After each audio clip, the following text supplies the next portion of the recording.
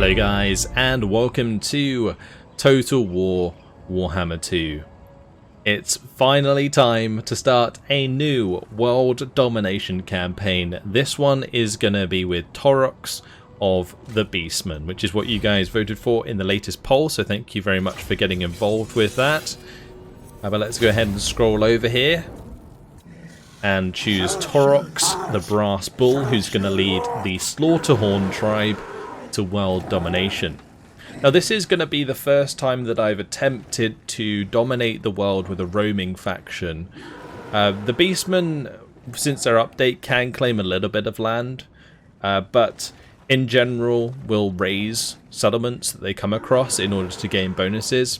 In the past, having to raise every settlement with something like Chaos or the Beastmen was a little bit of a problem, because what would happen is Skaven would get in behind you and start colonizing all of the settlements again, and you wouldn't know. So it'd be really, really awkward to try and world conquest with them. But we're going to give it a good go with the Beastmen now that they've been updated. And let's go ahead and read the Beastman Warhead race attributes. So Herdstones and Bloodgrounds. Raise Herdstones in settlements to create Bloodgrounds to ravage, thus enhancing your Warhead in the name of the Dark Gods. Dread. Winning battles and completing objectives earns Dread to spend on expanding unit and hero capacities, recruiting legendary lords or other upgrades. We have an aggressive unit roster with a variety of fast-moving beasts and monsters. The faction effects for the Slaughterhorn Tribe: we have the Rampage mechanic. Maintaining momentum from successive battle victories earns Taurox rewards and bonuses. We have Dread cost, minus 25% for increasing capacity of Minotaurs, Minotaurs with shields and Minotaurs with great weapons. And then Taurox's Lord effects are that he leaves a River of Blood effect in regions after winning battles, which stacks up to 3 times. He has weapon strength plus 10% for Minotaur units, and the ability Blood Beast. Our additional starting units are the Gorgon, Harpies, and Minotaurs with shields. We're going to be running the campaign on very hard, and I'm just going to have the Chaos Invasion on normal difficulty. Just because I'm not a fan of upping that. I think the Chaos Invasion's kind of annoying, to be honest. So yeah, that's how we're going to leave it. In terms of mods, I'm only running one mod for this campaign, so I'm not using the upkeep mod that I was using in the past. The only mod I have active is the one-time respec mod, so that if we confederate any of the other Beastmen, we can respec the legendary lords. That's basically how I have it. So there we go. That's everything. Let's jump on in.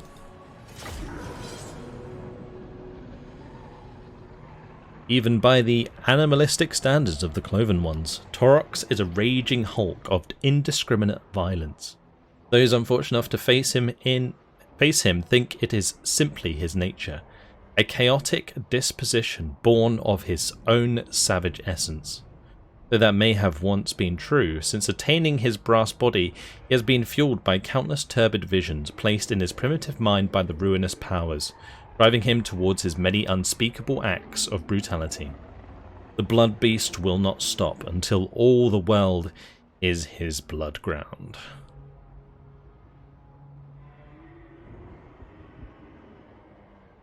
I will make sure to leave the old world and the new world reeling.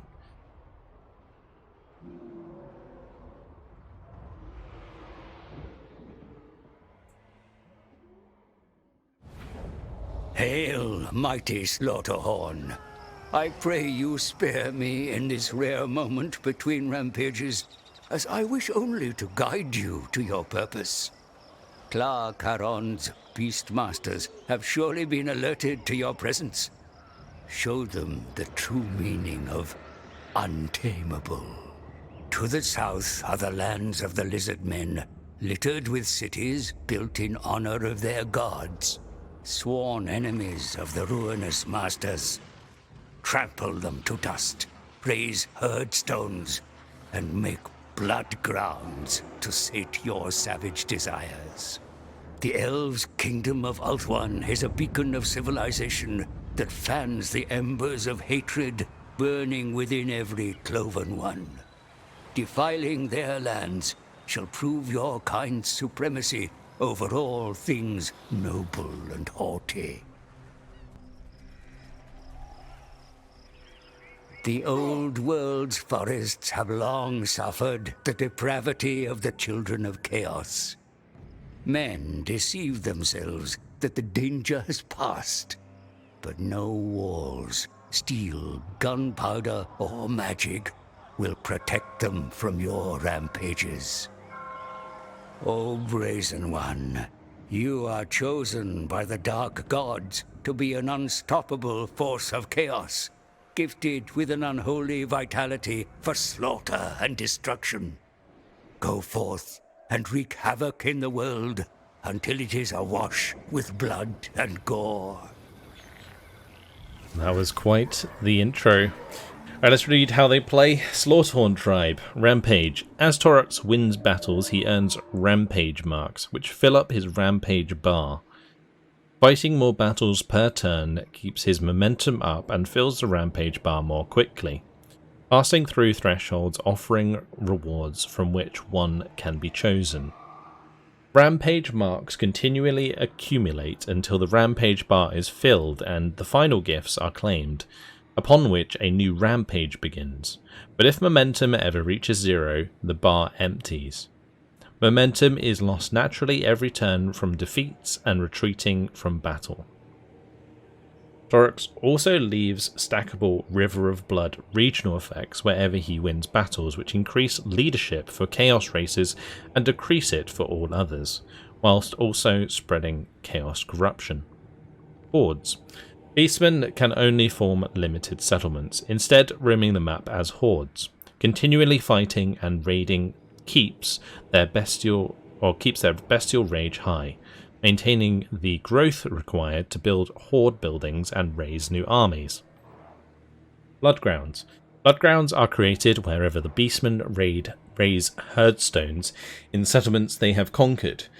Once created, a herdstone region and others adjacent to it become part of a bloodground.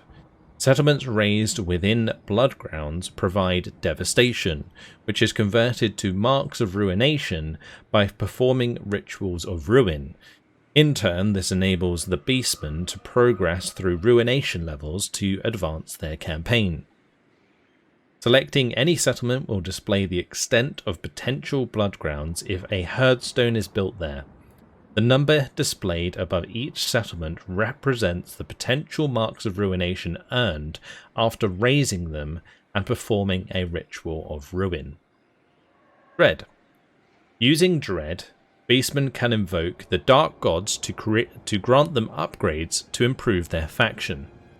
Dread can be acquired from raising settlements, completing missions, and by winning battles, in which higher numbers of enemy casualties will earn more Dread. Access the Rewards of Dread panel to purchase improvements, such as increasing capacity of specific units and heroes, upgrading new herdstones and hordes, and even to summon other legendary lords. Beast Paths. Beastmen make use of Beast Paths to navigate across otherwise impassable terrain. So that's actually quite a lot to keep an eye on. We have Dread here. We've got Herdstone Shards. This is our marks of ruination. So at each level, it unlocks additional unit recruitment capacity for certain units. Interesting. So I think we'll probably pick it up a bit more as we go along. We have the Rampage panel here.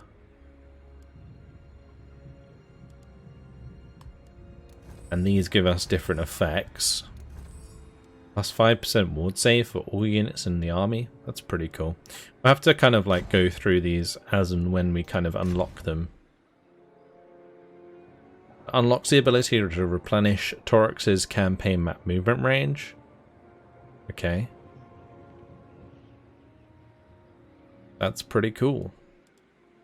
So this unlocks the first lot, the Harsh Rampage. This unlocks the second lot, and this unlocks the third lot. So these are the biggest bonuses we can get, I assume. Alright. That's cool. And then we, of course, have the Rewards of Dread. It says down here, the Rewards of Dread panel is accessed by the button. In return for the dread caused by your destruction, the dark gods offer myriad gifts. The means to improve your armies, recruit better champions, find new gear, or even augment your herdstones. Long may fear surround you. 4 types of reward: unit caps, lords and heroes, upgrades, and items. A burgeoning war herd can only attract a limited number and stature of individuals, but that can be changed as the tribe progresses. Some will not be available unless you have the correct horde buildings or attained sufficient marks of ruination. In the Units tab, various units can have their faction-wide recruitment capacities increase. Some units are grouped together so that when purchased, the capacities of all units in the group are increased. Units can be recruited up to the purchase capacity by any horde in the faction, as long as the horde contains the correct buildings to recruit them. Increasing the capacities of units cost dread and are purchased via the button below each unit group or unit. Each time you use dread to expand the capacity of a unit or group, the cost of expanding capacity further increases with subsequent purchases. I mean, I kind of like this because it will encourage me to have more diverse armies. To increase the capacity of a unit group or unit, you must first gain enough marks of ruination to reach the required ruination level, which was the thing at the top. It's on the top left there.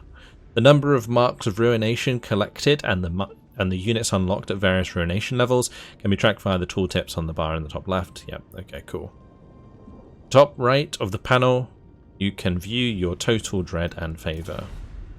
In the Lords and Heroes tab, you can increase the hero capacities and gain surfaces of other legendary lords of the Beastmen. Your exploits in ruinous destruction can be used to gain the servitude of savage horde leaders and ruthless champions. I wonder if these spawn on their own, and if so, whether or not you can actually recruit them if they do. It says, having other legendary lords join your factions cost dread. If inactive when purchased, they are added to your lord recruitment pool. Okay, so yeah, if they're already on the map, then when you purchase them, they just join you as an army. I see, that's cool. Increasing the recruitment capacity of heroes allows them to be recruited up to the purchase capacity by any horde in the faction, as long as the horde contains the correct buildings. Alright. In the Upgrades tab, you can upgrade various aspects of your herdstones, hordes, and characters. The Dark Gods have the means to permanently boost many aspects of the tribe in return for your baneful accomplishments. Even your mighty herdstones, most sacred monoliths of your kind, can be enhanced with greater power. These upgrades allow you to increase the starting level of all herdstones raised in the future. Once a herdstone upgrade is purchased, any existing herdstone can be upgraded for no cost. Okay, interesting. Dread can be used to purchase several faction-wise upgrades which can improve new hordes, increase character recruit ranks, and expand your army capacity. So new horde armies are raised with horde encampment building at level 2, and a den. This one's new horde armies are raised with horde encampment building at level 2 with a den and scorched grass plains. This extra army capacity. Or do we have to purchase army capacity? Okay. Good to know. And then this is recruit rank for lords and heroes. I mean, getting the recruit rank early would be better because it would be more beneficial over the most of the campaign. The item tab allows you to purchase special ancillaries exclusive to the rewards of dread. A trove of items sits at the ruinous master's fingertips, but can be acquired should you wish. Oh, this is nice. Campaign line of sight and campaign map movement range, you can buy these as followers. And these are banners that we can add to our units. So that gives minus 30 armor, but plus 40 melee attack and plus 50% weapon strength for the Minotaur unit that's been assigned. That will be crazy for like the big ones with great weapons. Damn. Then we've also got armor here as well, so that's pretty cool if we're missing out on armor. Banners, weapons, armor, and enchanted items and arcane items can be purchased here. Unlike other rewards of ruin, ancillaries purchased in the items tab cost favor and instead of dread. These items are exclusive to the rewards of dread panel, and multiples of the same item may be purchased. So yeah, these cost like your normal cash currency. Alright. So I wonder how easy it is to actually get favor. Well, I guess we'll find out. Perform the Ritual of Ruin at a Herdstone settlement. The Herdstones are the most sacred, dark places of the Beastmen. Dire and forbidding monoliths of meteoric rock piled around with the bones of the enemy. Here, the Beastmen enact their twisted rituals for the glory of the Dark Masters. Like, there is so much here, it's actually kind of crazy. So who are these people? Are these enemies? The broken chains? Are these... Oh, they're greenskins. Okay, interesting. So they're people who we are at war with. So that would be probably the best Herdstone region initially, right? Because it connects all of the surrounding provinces. So I'm gonna guess that taking the settlement with the most adjacent settlements is the best place to put a Herdstone throughout the campaign. So I guess that's gonna be a good start, which is probably why it's put us right next to it at the start. So yeah, we have him to move. What can we recruit? See, Beastmen, it doesn't look like they cost upkeep anymore, which is nice. How long does it take to recruit them? Okay, it's only like one turn. So I guess we just go in and attack that and then we recruit afterwards. My Bray Shaman, I'm kind of tempted to put him in the army, but at the same time, it might be better to do like an action with him so that it levels him up. We'd probably level up anyway if he was in the army. This is Hastens Challenges. Hastens Challenges of the Dark Gods completion time for 3 turns. Is that our technology?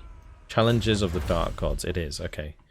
So we got to create a Herdstone before we can even benefit from that. So probably best to just pop him in the army for now. And then we'll go and attack Storad Core.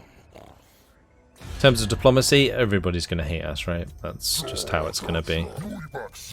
Is there any point in making a non-aggression pact with other Beastmen warheads? I'm not even sure.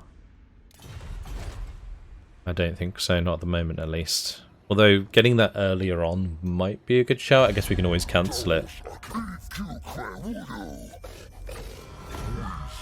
But there's no such thing as trade, I guess, for the Beastmen. So we don't have to worry about doing that.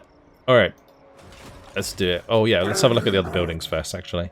So we've currently got a dugout, which unlocks the Ungor Herd and Ungor Spearman Herd. Goes up to Gore Herd and Gore Herd with shields, and then Bestial Herd and Wargors. Now, I don't think I've ever seen Wargors before. I've never really like played the Beastmen since they got changed. The Den unlocks Chaos Warhounds, Razor Gore Herd, and Harpies. Bits of Horror gives Pharaoh Manticore and Chaos Spawn. Toxic Grounds gives us the Jabber Scythe, which is another one of the newer units. This is the Centaur camp with the Tuskor Chariots. Chariots aren't as strong as they used to be after the latest patch. Then we got Minotaurs with shields and Minotaurs great weapons, and then this gives us the Giant, Cygor, and Gorgon. Can we not get Centaurs? Oh yeah, never mind, we already went over those, the Centaurs. I think these will get better if the patch comes through for the cavalry update. You can currently get it as a beta, I believe, but I didn't want to like activate the cavalry beta and then it not be like compatible. So I've just kind of gone with the normal. And then if the patch comes through on the normal version, then we'll just benefit from that as we go. And this increases dread per turn. Okay. So dread plus 20 per turn. How much really is that?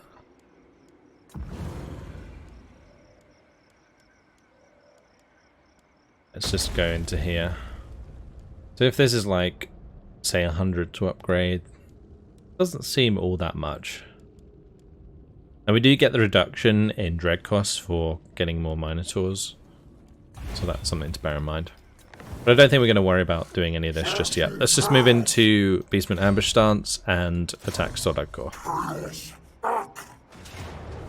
Alright. So it's going to be a close victory, but I do want to see these units in battle. So let's go ahead and jump on in for the first battle of our campaign against the Broken Chains. One thing I did also notice is it looked like our good old greenskin friend Grom the Paunch is starting in a different place as to when I did my campaign, which is interesting. It's funny how they move the lords around a bit to make them a bit more like accurate in their starting positions. I guess it's also just to make room for other units. Right, let's have a look. So we will start deployment. This is our Gorgon. God damn. That's some nasty weapons he's got there. Look at that. He's got 4 arms, 2 are just blade hands, and then 2 normal hands with like claw weapons. That's freaking awesome. We've got our normal Minotaurs here. Taurox is back here. Look at that, he's an absolute beast. And then we got our normal herdy boys with our harpies up here. Alright, let's do it.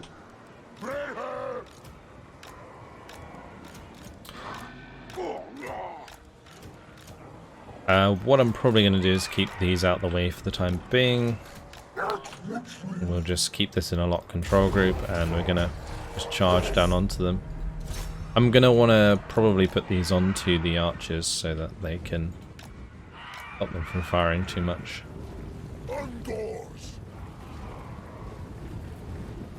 Alright. So we'll have the Angor herd go for the goblins. I'll have the Gorgon and the Minotaurs go for those goblins. We'll have this one go for the goblin archers. And Taurox can just charge for some of these goblins as well. What's this ability? Devolve. Minus charge speed, melee attack, and speed. Okay. I should probably use that a little bit on some of the goblins when we engage them. Cloven ones. Boar. Foss. Nagumab.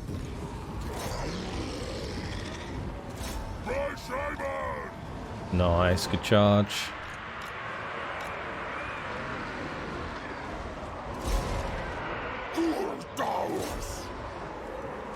Okay, we can devolve these guys.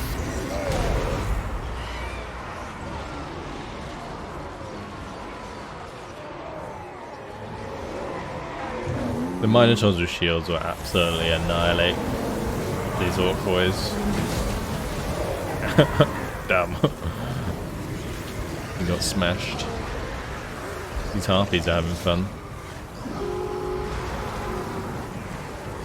I might have to devolve these guys because the harpies are gonna break.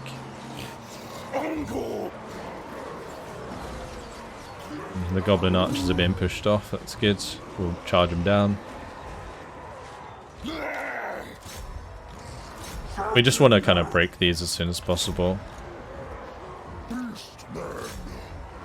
So I keep the Angor herd just chasing them off. And we'll just bring everything in here to break these orc boys. If they break, we win.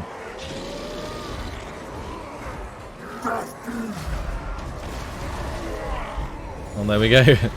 What's his ability? The Blood Beast causes fire damage strong against armor, strong versus single unit. Okay. So just like an ability around him. Yeah, okay.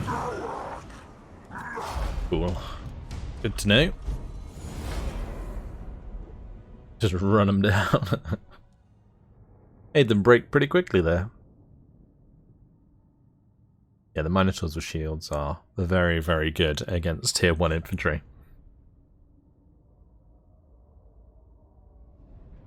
Now we'll have a look at the Herdstone mechanics, because I'll probably put one up here. With your victims lying slain on the battlefield, a new rampage has begun. Continue slaughtering your enemies, Brazen One, and your strength shall increase as a result of your growing momentum.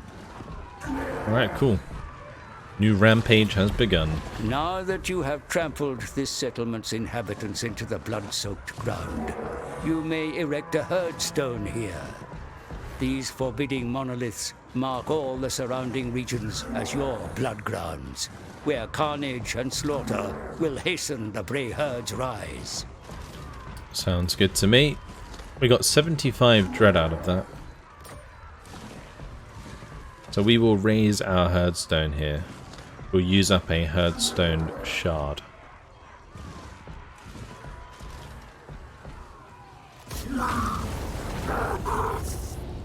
So, by the will of the dark gods, the meteoric rock from which the herdstones were hewn once fell upon the world. By that same, you will have raised one in their name. Access challenges panel to receive your reward for completing the Plight of the No Horns challenge. You have created new blood grounds, my lord. By raising and sacking settlements in these regions, you will amass marks of ruination.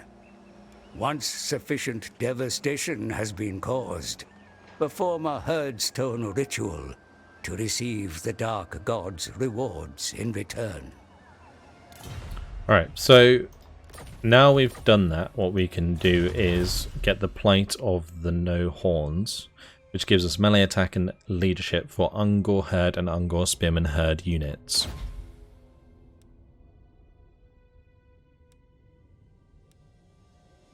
Okay, what does this one require? Win 5 ambush battles. This one's win 5 siege battles. Perform 2 rituals of ruin for plus to 10 armor. That unlocks armor and large unit upgrades by the looks of things. This one is win a battle with at least 4 heroes in your army. Blimey. That gives passive guardian for lord and embedded hero units. That's cool. That's really good actually. Have 3 characters reach rank 15, which gives us extra 20% dread gain from battle. This one is perform 5 successful hostile agent actions. Kill or wound 5 faction leaders. Okay.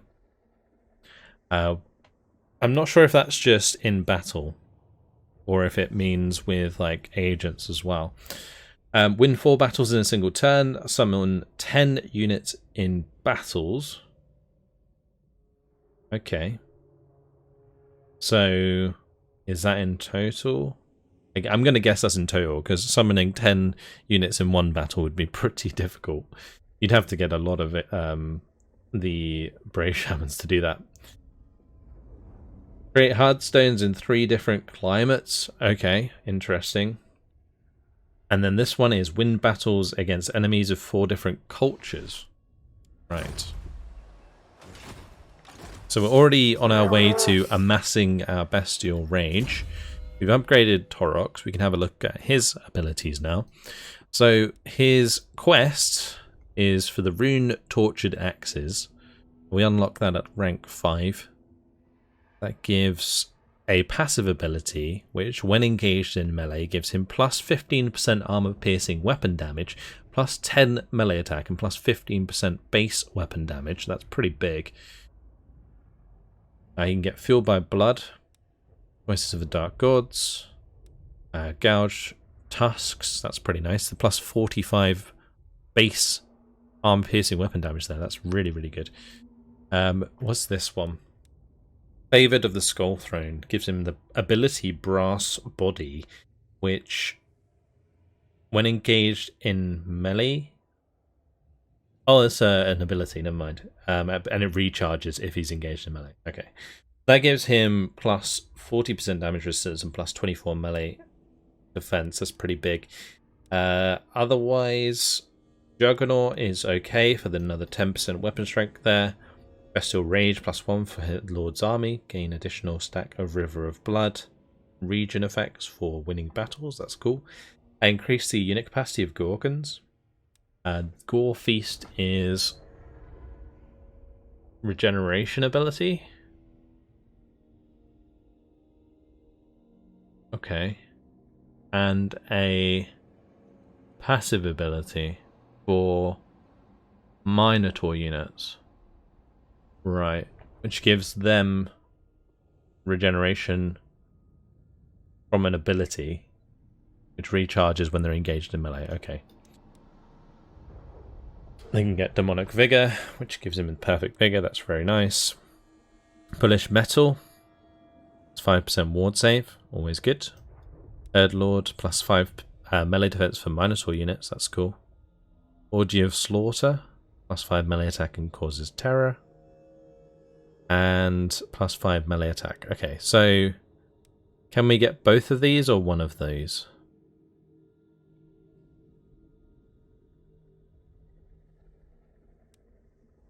I don't know if you can get both. If we can get both, that's really cool. Otherwise, I'm assuming you probably have to take one or the other, though. These are the generic bonuses for each type of unit, and it looks like these are generic upgrades for your lords, and anything special down here. I don't think Chaos Corruption really matters that much for us. But Children of Chaos does give +1 Bestial Rage, so when we are recruiting lords in the future, it might be worth picking that up early. Especially for the extra recruit rank as well. Alright, so what we're going to do is just recruit as much as we can then. So we'll go for this, and we'll grab that, and one of these. Actually, let's just do one less spearman. Actually, we want that. Probably don't want that.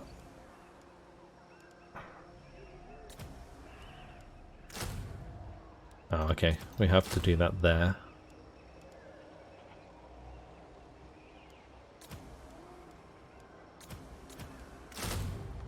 I'm going to do it like that. There we go. Yeah, so where do I want to put this point? We could go into... I think Gargantuan Hooves is fine, just for the extra movement range early on. And the Bray Shaman, I'm probably going to immediately go towards better abilities for him.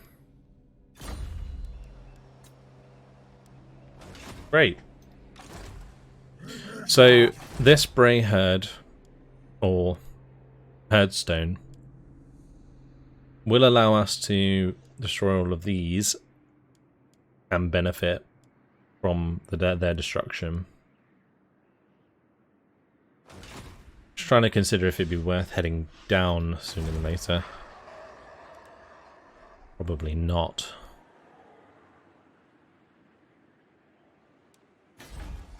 What can we build here? So at our Herdstone we can build one of 4 buildings. One gives us casualty replenishment rate and horde recruitment capacity and chaos corruption. This one provides a garrison of centaurs. This one gives Winds of Magic power reserve and provides line of sight over all regions in the Bloodground. That's actually pretty cool. I like that. And then upgrading it gives extra dread from battles faction wide. That's pretty big. Provides line of sight and Winds of Magic are all Bloodground regions. Okay. I like the faction-wide bonuses. That's pretty cool. The garrison sucks, though. Rucking Pits gives siege towers +1 per siege item constructed. Okay. Extra ammunition, reload time, and missile reduction. That's for all Bloodground regions. Winds of Malady. This one gives campaign movement range, -10% for enemies starting their turn in this region. Small chance for a plague to break out at the start of each turn. This plague will not harm Beastmen, Warriors of Chaos, or Norskins. Vigor in battle. Winded for all non-Warriors of Chaos, Beastmen, or Norskin units. Okay.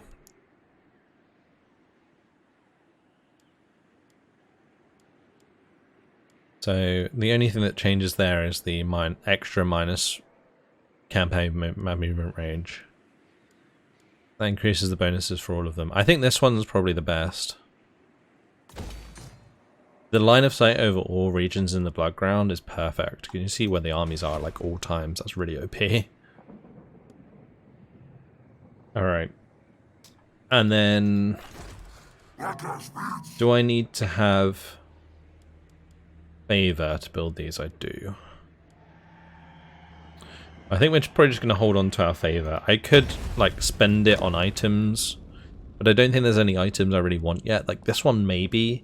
If I got the campaign map movement range early, we could stack Taurox to already have like 20% campaign map movement range, which would be pretty good. Because he's got 10% there. That's really tempting. I might do it.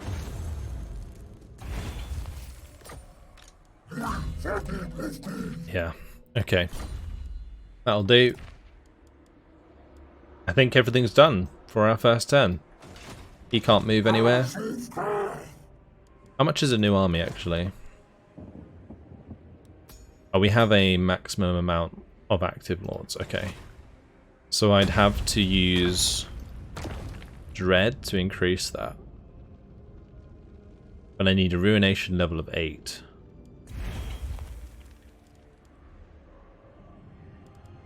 Do we get Ruination? Oh, we get army capacity on the second level of Ruination anyway. Okay, that's good to know. One thing I am a little bit concerned about is Herdstone shards for a world domination. How many Herdstones can we have in total? Unless there's like other ways to get Herdstone shards. Anyway, doesn't matter for now. We can deal with that as we get there. But that's it for this turn, so let's move on to the next one. I don't think we have anything really to worry about in terms of enemy unit movement. Arcadond declared war on the Broken Chains. Alright. Accumulating marks of ruination will pave your way to greatness and tracks the overall progress of the tribe. The more the world suffers your unrelenting wrath, the more marks you will attain, and the stronger you will become. Cool. So, Taurox is ready to go. He built a load more troops this turn. I don't think we're going to be able to hit Shock Mount this turn, unless I jump over here. Can I jump over here? It'd be so good if I could do that. And get over to the Red Desert and then go this way, rather than go up to Shock Mount and have to go back on ourselves.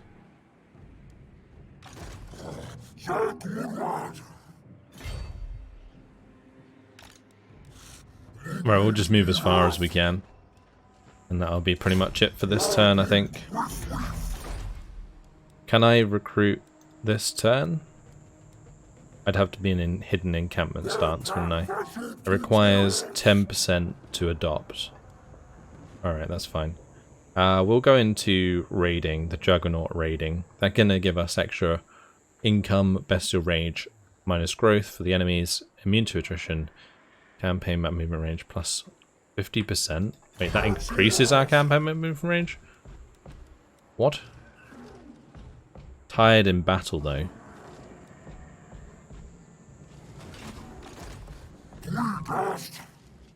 Interesting. And I don't really need to use that. Wait, now I can go into hidden encampment? The way that this works, I think I clicked it, it gave me the extra campaign map movement range. And because I had the extra campaign map movement range, it allowed me to go into the hidden encampment, even though I'd used all of my movement range from the Beastman ambush stance. Odd, but I'll take it. Let's just recruit more dudes. And we'll move on to the next turn.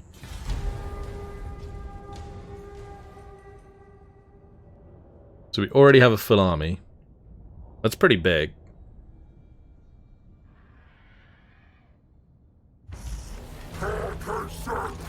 Or almost full army, at least. I mean, we've already got the extra melee attack for the Ungor units. So now what we can do is just take Shock Attack Mount. Hello, Crixes.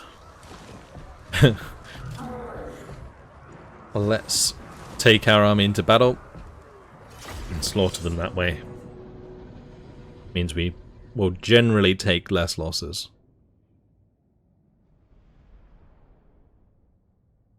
He has only got Orc Boys though, but I think base Orc Boys are better than like base Ungors, so can't, you know, completely underestimate this army. I've just got to make sure that my big boys get in there as well and do the damage they need to do. So we'll just line these up, have these behind, put these in separate groups, and then we can have all of the big ones hang out behind. And the Harpies and Warhounds together on the flank. Alright, let's go.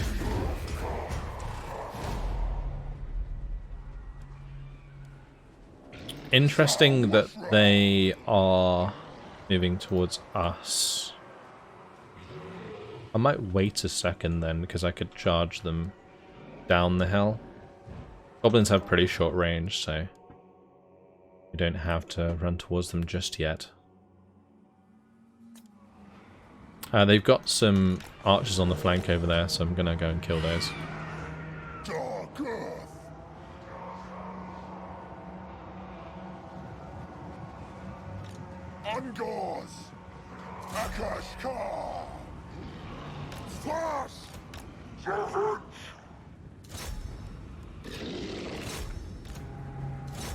Alright, downhill charge, here we go.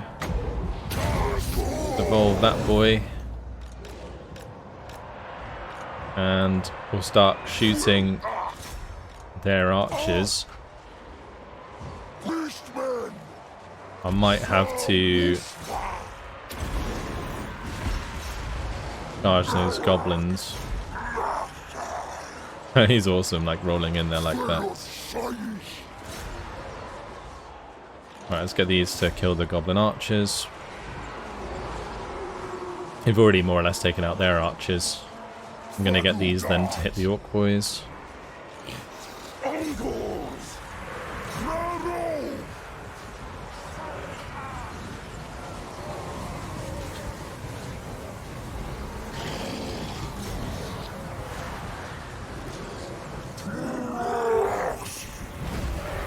Let's watch him go. Look at him. What an absolute beast. Holy moly. Some big damage. Alright, we're gonna shoot these over here.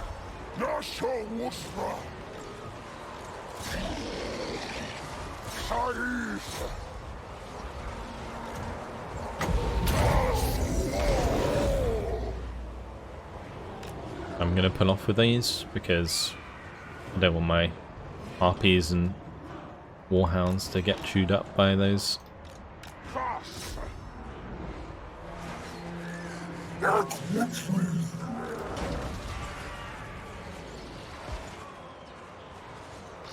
My big old Gorgon in here is just absolutely mincing them. You love to see it. I might actually charge downhill here.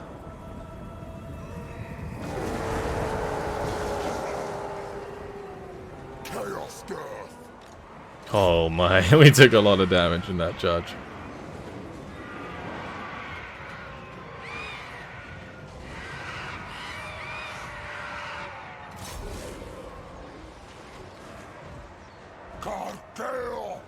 Okay, let's make sure we kill those Orc Boys. We'll have the Gorgon kill this fella.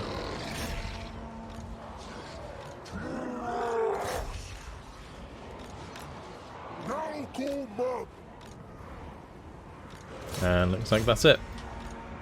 Victory is ours. So I'm not sure if it's worth us like continuing the slaughter to get more dread at the end of a battle. I don't know if that matters. Because I'm going to guess, like, since we destroy the army anyway, they're going to take maximum losses. And then it counts based on that instead. So I'm just going to end the battle there. I'm not sure if it counts based on, like, this losses or the total losses when we jump into the campaign map. The more we kill, the more we get. I think. Oh yeah, as usual guys, make sure to leave me any like tips and suggestions for this campaign. I really do welcome all of you the cannot raise another comments. Herdstone until you have performed a Herdstone Ritual, my lord. You should first ensure you have caused maximum devastation in the blood grounds to receive the greatest rewards. As your power grows, you will eventually be able to erect multiple Herdstones. So we will loot and raise this, I assume.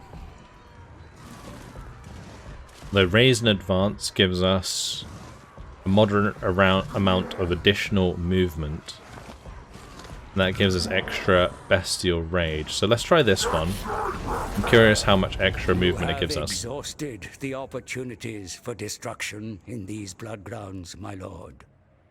Before you move on to new lands, you should first perform a Herdstone Ritual and reap the rewards of your bloodshed. Well done, my lord. The marks of ruination accumulate at your Herdstone, awaiting your ritual. The dread felt by this land's denizens delights your dark masters, who shall reward you in turn.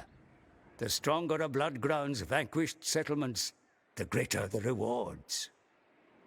Okay, so we can already perform a ritual. You have caused enough devastation to now perform a ritual ruin at your Herdstone. Performing the ritual will prevent others from colonizing ruins within the surrounding blood grounds and grant you marks of ruination. So this is one thing that's really, really nice and allows Beastmen to world dominate a lot easier. And grants you marks of ruination, which will elevate your Warhead status. Alternatively, you may continue devastating the blood grounds as much as possible and perform the ritual later to gain the maximum marks of ruination. Okay.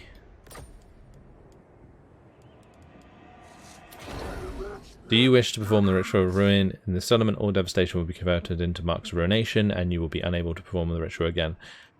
I think we probably want to wait, right? How much? So currently we're going to get 12. And ruination level 1 requires a level... Are we on level 1 or are we on level 2? I'm going to assume we're on level 1. Which is between 0 and 24. When we get 25, we get level 2. So if I wait, and I take out the Red Desert and Kragoth Deep, maybe come back for like Clarkalond, then that will put us up above 25, and then we can do the ritual, and that will boost us straight to level 2, which will give us another army. I feel like that would be the best way to do it, rather than waste the ritual. Okay, anyway, let's choose a new technology. This gives extra weapon strength when fighting against dwarves, high elves, wood elves, dark elves, and men. Against the dark elves, that could be pretty useful. I think this is probably going to be the best initial one to get, and then maybe Raining Blood after that. Yeah. If we go into this stance, are we going to be able to get up to the Red Desert? No. Okay, so that gave us a moderate amount of movement range, which doesn't seem like that much. But we'll level them up. I'm tempted to just go down this initially to the Children of Chaos to get the extra recruit rank, campaign map movement range, and bestial rage. Like income from post-battle loot plus 15% with the plus 30% post-battle chance of stealing a magic item seems pretty useful. Raising income from raising and income from raiding seems not as necessary, although I guess we raise every settlement, but the raiding we probably won't do that much, although raiding stance as the Beastman does appear to give us big reduction in attrition, which could be useful in the future. Extra casualty replenishment rate is always nice as well. This is actually kind of a difficult choice here. The other thing we could do is just like zoom down here to get bonuses for the Minotaurs. I do like this one because I feel like it's always going to be relevant every time you have a battle. Extra casualty replenishment rate is of course very, very nice, but we can cancel out the attrition quite a lot, so that seems kind of pointless. It's like they've put the good ones with like a bad one in every case. But I think this is the most useful.